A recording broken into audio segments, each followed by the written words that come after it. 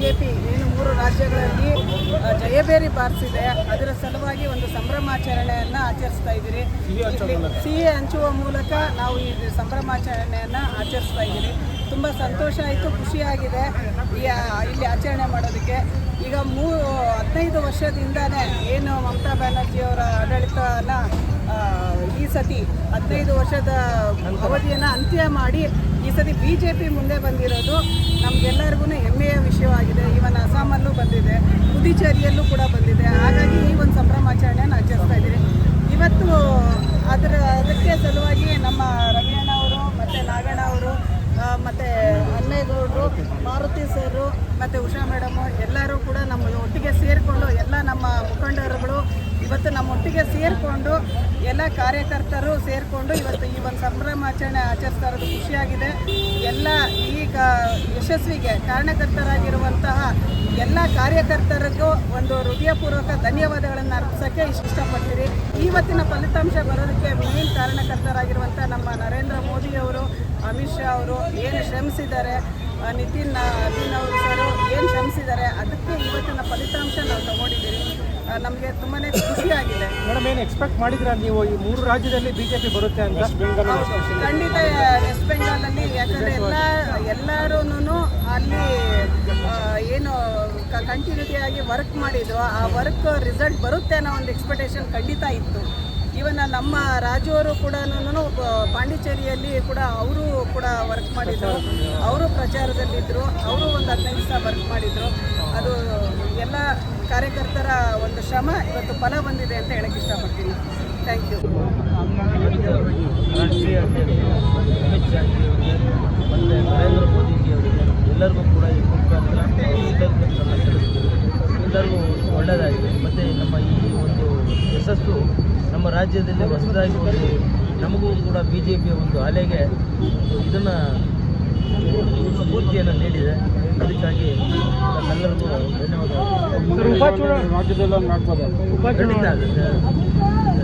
ಉಪಚುನಾವಣೆ ಏನಿದ್ರು ಅದು ರಾಜ್ಯದಲ್ಲಿ ಯಾವುದು ಅಧಿಕಾರ ಇರ್ತದೆ ಅದರ ಪರವಾಗಿರುತ್ತೆ.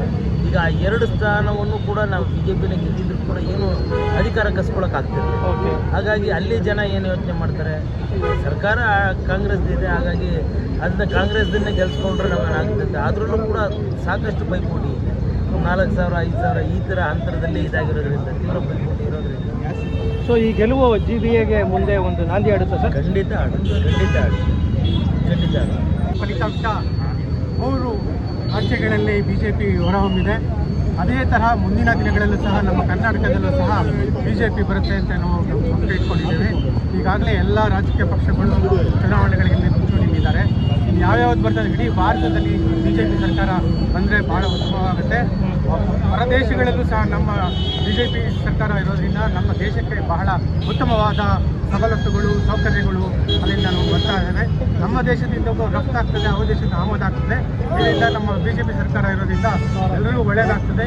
ಈಗ ಮುಂದೆ ನಗರಸಭೆ ಚುನಾವಣೆ ಬರ್ತದೆ. ಆ ಚುನಾವಣೆಯಲ್ಲಿ ನಾವೆಲ್ಲ ಭಾಗವಹಿಸಿ ಆದಷ್ಟು ಹೆಚ್ಚಿಗೆ BJP ಮತದಾರರನ್ನು ಸೆಳೆದು BJP ಅಧಿಕಾರಕ್ಕೆ ತರಬೇಕಂತ ಹೇಳಿ ನಾನು ಈ ಮೂಲಕ ವಿನಂತಿ ಮಾಡ್ಕೊಳ್ತೇನೆ. ಎಲ್ಲರಿಗೂ ಒಳ್ಳೆಯದಾಗಲಿ. ಜೈ ಹಿಂದ್, ಜೈ ಏನೇ ದಿನ ನಮ್ಮ ಭಾರತೀಯ ಜನತಾ ಪಕ್ಷದಲ್ಲಿ ಹ್ಯಾಟ್ರಿಕ್ ಆಗಿ ಒಂದು ಅಭೂತಪೂರ್ವ ಯಶಸ್ಸನ್ನು BJP 3 ರಾಜ್ಯಗಳಲ್ಲಿ ಅಧಿಕಾರನ ಹಿಡಿದಿದೆ. ಅದಕ್ಕೆ ಸತತವಾದ ಪ್ರಯತ್ನವನ್ನು ಅಮಿತ್ ಶಾ ಹಾಗೂ ರಾಜಕೀಯದ ಚಾಣಾಕ್ಷ ಅಂದರೆ ಹೆಸರಾದಂತಹ ಶ್ರೀಮಾನ್ ಅಮಿತ್ ಶಾ ಅವರು ಒಂದು ಕ್ಷೇತ್ರದಲ್ಲಿ ಚುನಾವಣೆ ನಡೆದು ಅಭೂತಪೂರ್ವ ಯಶಸ್ಸು ಕಂಡಿದೆ. ಅದಾಗಿ ನಾವು ಈ ರಾಜ್ಯದ ವಿಧಾನಸಭಾ ಕ್ಷೇತ್ರದಲ್ಲಿ ಎಲ್ಲ ಕಾರ್ಯಕರ್ತರು, ಮಹಿಳಾ ಕಾರ್ಯಕರ್ತರು, ಮುಖಂಡರುಗಳು, ಲೀಡರ್ಗಳು ಎಲ್ಲ ಸೇರಿ ಈ ಒಂದು ವಿಜಯೋತ್ಸವನ ಉನ್ನತವರ ನೇತೃತ್ವದಲ್ಲಿ, ಶಾಸಕರ ನೇತೃತ್ವದಲ್ಲಿ ಈ ಒಂದು ವಿಜಯೋತ್ಸವ ಆಚರಿಸ್ತಾ ಇದ್ದೀವಿ. ಈ ಒಂದು ಇನ್ನೂ BJP ಮುಂದಿನ ದಿನಗಳಲ್ಲಿ ನಮ್ಮ ಕರ್ನಾಟಕದ ಚುನಾವಣೆಯಲ್ಲಿ ಯಾವುದೇ ಥರದಂಥ ಭರವಸೆಯನ್ನು ನಾವು ಎಲ್ಲ ಕನ್ನಡ ಚುನಾವಣೆ ಹೆಚ್ಚಿನ ರೀತಿಯಲ್ಲಿ BJP ಬರುತ್ತೆ. ಇದೇ GBA ಚುನಾವಣೆಗೆ ಒಂದು ನಾಮಪೂರ್ವಕವಾಗಿ ಒಂದು ಏನದು ಗಿಫ್ಟ್ ಅಂತ ಹೇಳ್ಬೋದು. ಕರ್ನಾಟಕ ರಾಜ್ಯದವರಿಗೆ ಈ 3 ರಾಜ್ಯದಲ್ಲಿ ಬಂದಿರೋದು ಅಧಿಕಾರ ನಮ್ಮ GBA ಚುನಾವಣೆಗೆ ಗಿಫ್ಟ್ ಅಂತ ಹೇಳಕ್ಕೆ ಇಷ್ಟಪಡ್ತೀನಿ.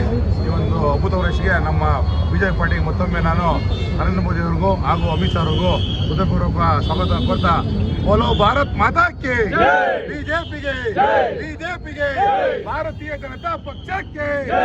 ಹೆಚ್ಚಿನ ನಾಯಕರಾದಂಥ ನರೇಂದ್ರ ಮೋದಿಜಿಯವರಿಗೆ ಮತ್ತು ಅಮಿತ್ ಶಾ ಅವರಿಗೆ ಅಭಿನಂದನೆ. ನಮ್ಮ ರಾಜರಾಜೇಶ್ವರಿ ಕ್ಷೇತ್ರದಿಂದ ಅಭಿನಂದನೆ ಸಲ್ಲಿಸಲಿಕ್ಕೆ ಇಷ್ಟಪಡ್ತೀನಿ. ಪಶ್ಚಿಮ ಬಂಗಾಳದಲ್ಲಿ ದುರಾಡಳಿತ 15 ವರ್ಷದ ದುರಾಡಳಿತದ ಪ್ರತಿಫಲ ಇವತ್ತು ನಮ್ಮ BJPಗೆ ಸಿಕ್ಕಿದೆ. ಅದನ್ನು ನಮ್ಮ ನರೇಂದ್ರ ಮೋದಿಯವರಿಗೆ ಅರ್ಪಿಸೋಕ್ಕೆ ನಾನು ಇಷ್ಟಪಡ್ತೀನಿ. ಮತ್ತು ಕೇರಳದಲ್ಲಿ ಮೊದಲ ಬಾರಿಗೆ 3 ಕ್ಷೇತ್ರವನ್ನು ದಾಖಲೆ ಮತದಾನ ಬಂದು 3 ಕ್ಷೇತ್ರವನ್ನು ಗೆದ್ದುಕೊಂಡಿದ್ದೀವಿ ಅನ್ನೋಕ್ಕೆ ಖುಷಿ ಪಡ್ತಾ ಇದ್ದೀನಿ. ಮತ್ತು ಅಸ್ಸಾಂನಲ್ಲಿ 3ನೇ ಬಾರಿಗೆ ಗೆದ್ದಿರೋದಕ್ಕೆ ಮತ್ತು ಅವರಿಗೆ ಅಭಿನಂದನೆ ಹೇಳೋಕ್ಕೆ ಇಷ್ಟಪಡ್ತೀನಿ.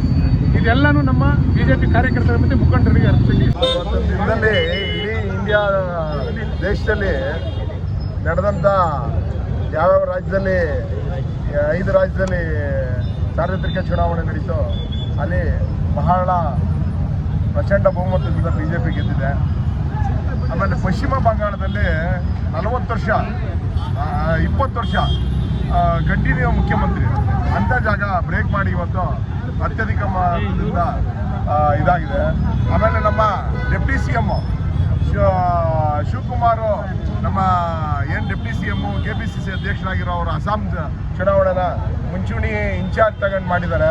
ಅಲ್ಲೂ ನೆಲ ಕಚ್ಚಿದೆ. ಅಲ್ಲಿಗೆ ಗೊತ್ತಾಗಬೇಕು ಕಾಂಗ್ರೆಸ್ ಎಲ್ಲೋಗಿದೆ, ರಾಷ್ಟ್ರೀಯ ಪಕ್ಷ ಎಲ್ಲೋಗಿದೆ, ಆಮೇಲೆ BJP ಯಾವ ಮಟ್ಟಕ್ಕೆ ಇವತ್ತು ಇಡೀ ದೇಶದಲ್ಲಿ ಎಲ್ಲ ನಾವು ಇವತ್ತೇನು ರಾಜ್ಯದಲ್ಲಿ ಎಲ್ಲ ಸಾರ್ವತ್ರಿಕ ಚುನಾವಣೆ ನಡೆದೋ ಅಲ್ಲೆಲ್ಲ ರಾಜ್ಯದಲ್ಲೂ ಇವತ್ತು BJP ಮುಂಚೂಣಿಯಲ್ಲಿದೆ. ಮುಂದೊಂದು ದಿನದಲ್ಲೇ ಇಲ್ಲೂ ಅಷ್ಟೇ ಮುಂದೆ ಇವತ್ತೇನು ನಡೀತಾ ಮುಂದೆ ಬರ್ತಾ ಇದೆ ಅಲ್ಲಿ GBA ಎಲೆಕ್ಷನ್ ಆಗ್ಬೋದು, ಇಲ್ಲ ಸಾರ್ವತ್ರಿಕ ಚುನಾವಣೆ ಆಗ್ಬೋದು, ಠೇವಣಿ ಕಳ್ಕೊಳ್ಳೋದಂತ ಗ್ಯಾರಂಟಿ.